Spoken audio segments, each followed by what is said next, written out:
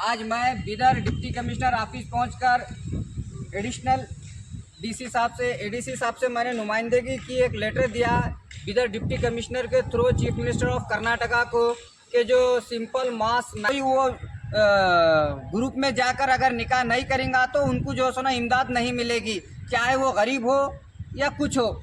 तो मैं रियासत कर्नाटक की सरकार से, सिद्धारमैया चीफ मिनिस्टर साहब से, वसीमुद्दीन किरमानी इस बात की रिक्वेस्ट करता हूं कि ये सिंपल मास मैरिज है, जो ग्रुप मैरिज है, ये हमारे लिए नाकाबिल बर्दाश्त है। क्योंकि बच्ची हमारी मर्जी, हमारी बच्ची पढ़ लिख के डॉक्टर बनती है, इंजीनियर बनती है। हम गरीब घर के हैं, अगर हमको 50,000 होना तो हमारी बच्ची के जज्बात को, एहसास को हम ठेस क्यों पहुंचाना?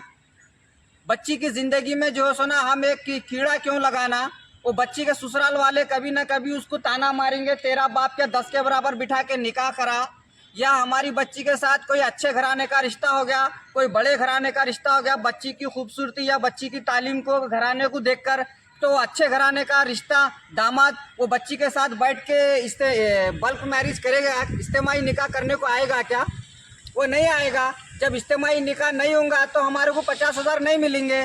तो देश आज़ाद होके 79 ईयर्स हो गया। 1947 में हमारा देश आज़ाद हो गया।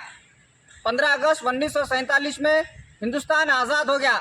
आज़ादी के बाद हर एक को आज़ादी मिल चुकी है कि वो अपने मज़हब के हिसाब से, अपने तौर और तरीक़े से ज़िंदगी जिए, खाना खाए, शादी करे, ज़िंदगी अपने तरीक़े से जिए। आज़ाद हो गया देश। मगर अब आज़ादी के 79 ईयर्स के बाद ये कांग्रेस की सरकार माइनॉरिटीज़ के ऊपर जो है सोना कैद में डाल रही है, कंडीशंस लगा रही है। कंडीशंस मीन्स एक कैद। अगर हमको ये चीज़ होना तो ये कंडीशन मानना। आज़ाद होने के बाद ये कंडीशन कहीं को, देश आज़ाद होने के बाद आज़ाद देश में आज़ादी से जीने का है। हम माइनॉरिटी है, माइनॉरिटी सर्टिफिकेट है। हम गरीब है, बीपीएल कार्ड है, इनकम कास्ट है। फिर और क्या होना तुम्हारे को? ये गलत है।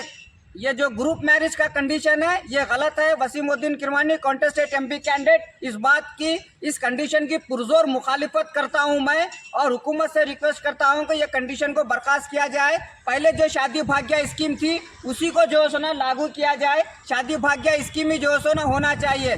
और 2020 में शादी भाग्य स्कीम बंद हो गई थी। 2020 में शादी भाग्य स्कीम बंद हो गई।